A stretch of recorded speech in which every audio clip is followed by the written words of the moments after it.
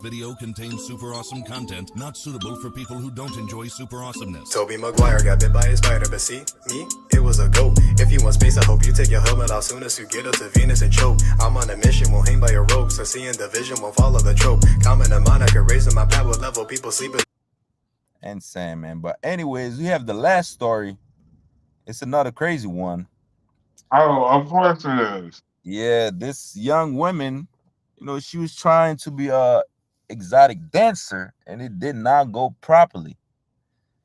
And unfortunately, she died over $500. So with that being said, Lord, play the video. Yeah. LX brought a point to public notice. In the last 5 months, 4 dark-skinned girls who had attempted meetups for money had all gone missing and were found dead because authorities usually delayed the investigation when initially reported. Due to the activist's speech given on April 20th, the police decided to intensify their search. However, the only new evidence found after all these efforts was her purse. The detectives decided to create a timeline of her events to track where she could have gone.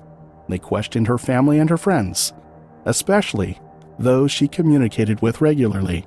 From the interrogation, the detectives discovered that she had attempted to get a job as an adult entertainer at a club called Cover Girls, located in the Northwest Park of Houston. Her application was rejected and immediately she left the club. She ordered a taxi, after which no one saw or heard from her again. The Johnson family and the social activists strongly believe that Felicia's disappearance was somehow related to the club and that they weren't revealing everything they knew about it. Regardless, Kevin kept his hope alive. He wanted to believe his daughter was alive and that she was only missing because she got into a difficult situation that was too tough for her. But he was still determined to find her no matter the cost. The detectives also assumed Felicia had been kidnapped, but that she was still alive. So they put together a program in which Kevin could go live and express how much his family missed her, and that they were frantically looking for her. They hoped that there was a TV or radio where she was held captive, and she would feel strong knowing she wasn't forgotten. I arrived here in Houston on April 16th, 2022, at which time I immediately began trying to find any leads in the disappearance of my daughter and seeking help from the Houston Police Department. Nevertheless, it took approximately 5 days before Houston PD would begin to investigate Felicia's disappearance. The Johnsons weren't sure the police weren't doing their job properly. All the progress made so far had been discovered by external bodies. Felicia's phone was found by the private detective. Her purse was found by a group of volunteers, and even now, it wasn't the police addressing the public, but Felicia's dad. Friends and well-wishers gathered near an administrative building in Houston, hoping to draw the mayor's attention. Kevin knew he was in a foreign city and that any progress in his situation would come from collaboration with the locals. He also knew the police had access to surveillance footage, but for some reason weren't showing it to the Johnsons, and Kevin was confused as to why. Although it wasn't entirely clear how successful the gathering was, it did attract the attention of Congresswoman Sheila Jackson Lee, who left no stone unturned in making sure the police took the case more seriously. The Congresswoman promised to obtain surveillance footage if any was available, claiming they had already done a poor job of hosting Felicia, who was a guest in their city. Kevin was curious to see the surveillance footage, thinking if he could have access to it, he might get an idea of what happened to his daughter. But things were a little more complicated than that. Initially, the management of the club denied any knowledge of Felicia coming to the club, but after some persuasion from the detectives, they agreed to having internal surveillance footage, which they were ready to give the detectives access to. The footage confirmed that Felicia actually inquired about the job, but was turned down. It also showed that immediately after being turned down, she went out to board a taxi. However, this was no new information, but it exonerated the club from any involvement in her disappearance. However, it turned out that the club wasn't the last place Felicia visited before her disappearance, and the police were about to make a major discovery in this case. On April 16, 2022 at about 3 a.m., she was said to have returned to the Houston Medical Center Hotel where she was staying. The police were now able to track her timeline of events from this clue. Immediately after being rejected at the club, Felicia called a taxi that was delayed for some reason. She was offered a ride by an unknown man, and after a brief thought, she followed him. The man eventually dropped her at the hotel where she lodged. Before that day, she had previously posted an ad on an online escort service and had started getting replies. However, the one notable reply was from a 28-year-old man named Chukwuebuka Nwabodo, a Nigerian American based in Houston. The pair had begun chatting, and soon an intimate meeting was arranged for a fee of $500. After this, there was no record whatsoever of Felicia, and it was as if she had vanished from the surface of the earth. It now became clear why the police department didn't take this case seriously in the first place. A woman who agreed to meet a man for money didn't seem so valuable in their eyes. The police were further able to determine that Nwabodo sent an Uber driver to pick her up from her location and take her to the 3200 block Wind Chase Boulevard apartment complex, where he lived from 2017 through 2020. We do not know why Nwabodo opted to have her dropped at his previous apartment rather than his current one, but when she got there, Nwabodo opted to pick her up and bring her to his apartment on South Richmond Avenue. An hour later, Chukwuebuka's car was captured leaving his yard, which almost coincided with the time Felicia's phone was pinged on a cell phone tower near Bear Creek Park. Police believed that he had disposed of the girl's body in his home and tried to get rid of her mobile phone. This seemed like a heavy task for him, as judging by the fact that he was in a bandage, Felicia was perceived to have put up some resistance. On April 16th, Nwabodo was captured at a home goods store, buying garbage bags, gloves, a flashlight, a shovel, an electric kitchen saw, and a towel. On April 17th, he was seen going to a clinic over a cut he sustained. So it was clear that he didn't dispose of the body immediately, but only after he had dismembered it for easy transportation. When the detectives found out Nwabodo was the one who ordered the taxi for her, he became the number one suspect. The police tracked the search history on his phone, and what they found was astonishing.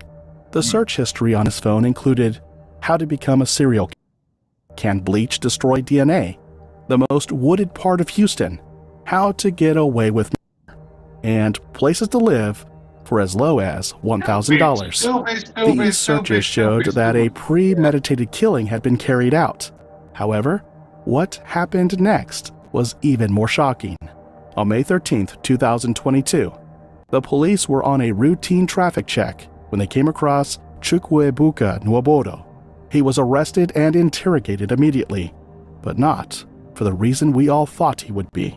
He was detained for road-related charges, coupled with the fact that they found incriminating items in his possession, such as a pistol, latex gloves, a shovel, and dried bloodstains. However, he was still released in no time. The police claimed they didn't have enough evidence to detain him further. On the other hand, his mobile phone was seized, and a search warrant for his home was acquired. This was a total waste of time, as Nwabodo wasn't planning on going home anytime soon. He had disappeared into the shadows. Meanwhile, the police had begun searching his mobile phone and his apartment, and what they found would reveal the bitter truth behind this mysterious disappearance. A splatter of blood was found in the bedroom, and forensics took it for analysis, which revealed the most devastating truth about this story. The blood test was found to be Felicia's. With the magnitude of blood found on the floor, it was highly unlikely that Felicia would be alive. However, there was more. While investigators went through the phone, they were astonished to see pictures of several deceased females, one of which the body was dismembered. Although there was no evidence that it belonged to Felicia, but with what was later found in the Houston forest, the theory couldn't be ruled out. But the investigation was about to unveil even more. The investigators got a hold of material from a previous case in which Nwabodo was accused of forcibly trying to violate a woman. He tried to do it right in his car, but she managed to escape and hide from him, possibly the reason her life was spared. However, when the woman was brought forward for questioning, she claimed all she said was untrue and that she didn't want to press any charges. The reason for this was unknown, but one thing was for sure. Nwaobodo had a history. Let me stop it right there. You can tell he ain't got no pussy. What the fuck? You gotta pay for it, bro. As soon as I saw that picture, I was like, yeah, he is definitely a the type to full-blown take some boy. shit because they're not throwing it at him. Yeah, man. They're definitely not throwing it at him. But then again, I know some people might have some issue with us, bro. But let me say this: I don't know. Can a woman redeem from that? Like once you've been, like selling it, can you redeem? Can you have a husband? And I believe you can because I have seen some whores go into housewives, but it's here's the thing. It's not gonna last. I don't think it would last though. I don't know.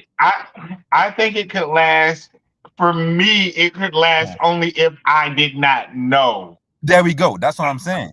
But if I know some shit if you was a hoe, that's why I don't try to dig into nobody's past or anything. Because if I know, I'm going to. That's how I see you now. And then we're both Scorpios, so it's either black or white with us type shit. So it's like, bitch, if it's in you, it's still in you. Get the fuck on, bitch. I can't do this. I can't take you serious. But what I wanted to say about that is, and we're not being insensitive or anything like that, but that type of work comes along with certain types of things, unless you are. But even at the top, as you can see with some of these high profile cases, you're not spared from any of this crazy foolishness. True, that is true. So if you choose to do that, and I'm not saying somebody committing murder or violating somebody is right. I'm not saying that it's absolutely wrong. It is absolutely wrong. But what I'm saying is you choose that type of lifestyle. That's what comes with it. And not saying that you can't get dismembered any other type of way, but you're choosing to share yourself with somebody that you don't know. And these apparently, like, this whole story is just crazy. It is and crazy. I'm just over, like, and then this is a serial killer. You knew he was crazy by his name. What was that man's name? As soon as I heard his name, it's Jabudu, some shit like that. And look at how he's standing there.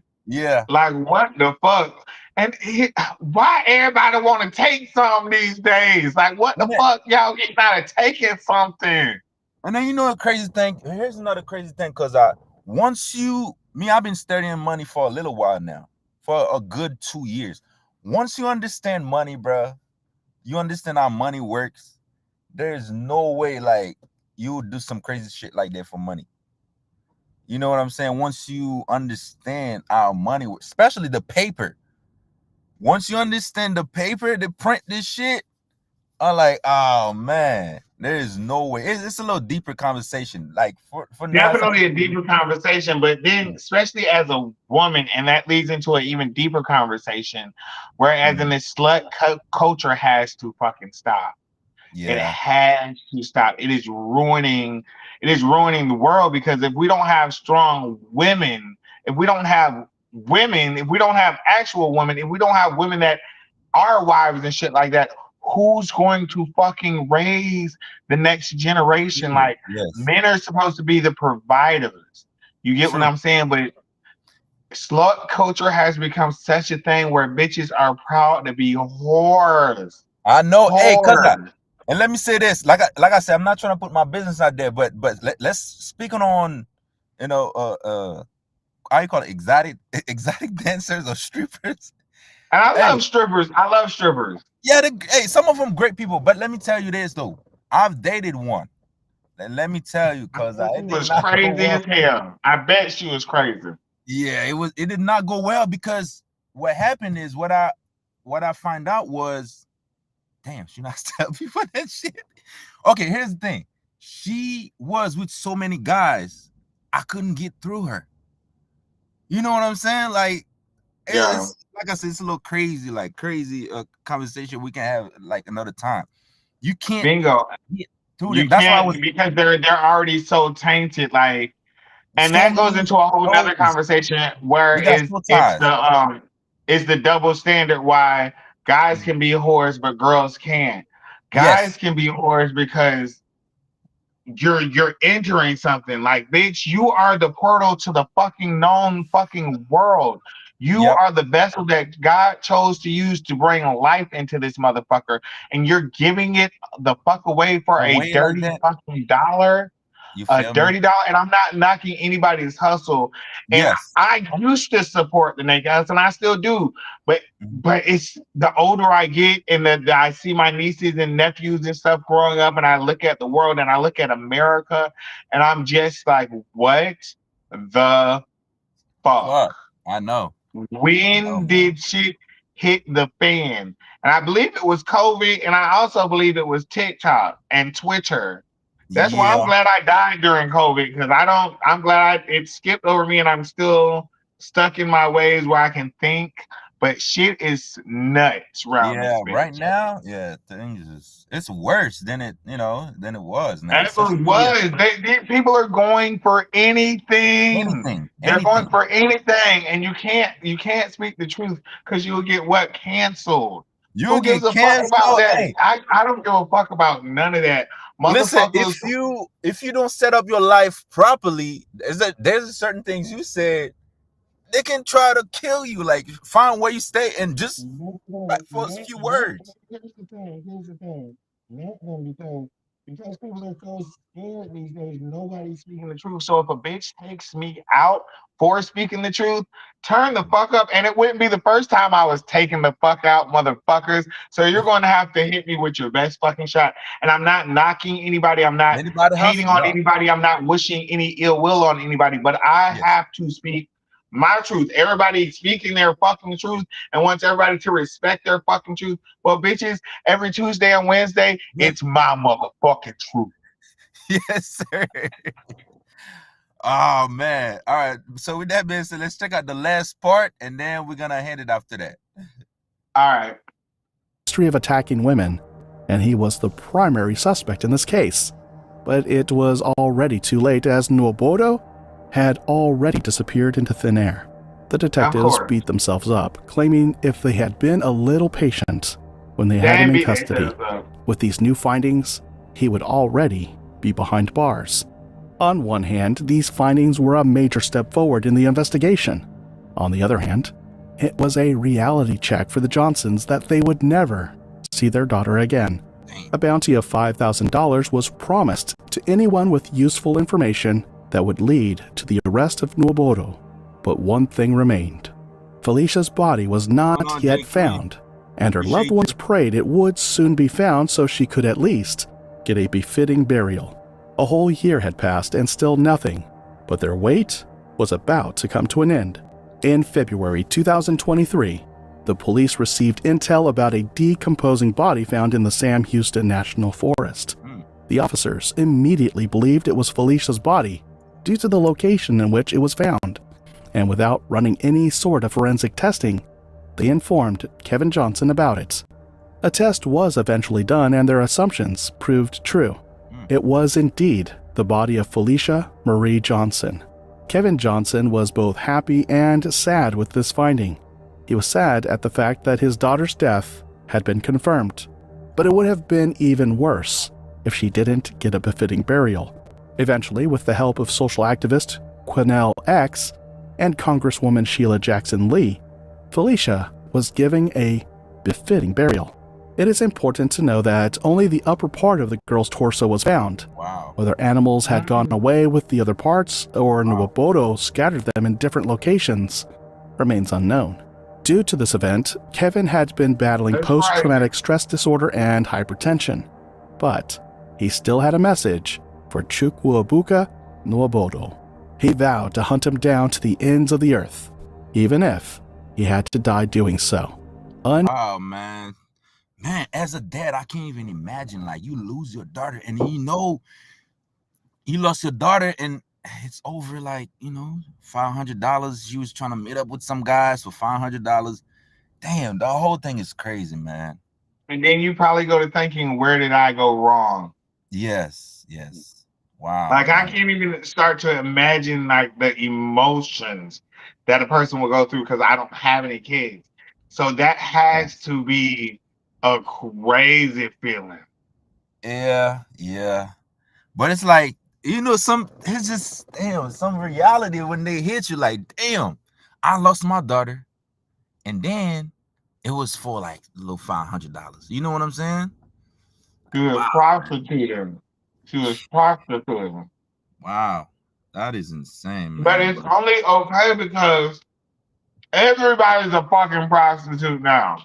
Because I don't Everybody spare is a anybody. fucking prostitute. You don't spare anybody, man. No, I just like to tell the truth, and I have nothing wrong with prostitutes. I love prostitutes. I'm I not about feel to you. spend my money on one, but I love prostitutes. But it's Yeah, like I'm just over like the slut culture. Like, oh fuck, I feel you on that. I where are the definitely feel real you. women at? Is it cool to be a lady any fucking more? Insane, man. Yeah, it is sad. It is very sad. It's very sad. Like Extremely. you lost your daughter in some craziness like that. Boy, yeah, that's the world, man. That's the world. That is the world. But anyways, man, we appreciate everybody for tuning in. Shout out to people on Facebook, YouTube, wherever you watching, man. We appreciate you. Every Tuesday, Wednesday, 8 p.m. We appreciate everybody for sharing. Tuesday, 8 p.m., man. We're live. Tune in with us. We appreciate everybody. Don't forget to like, comment, share, subscribe. And we're lit. All right, Cammy, fuck with me. Yes, sir.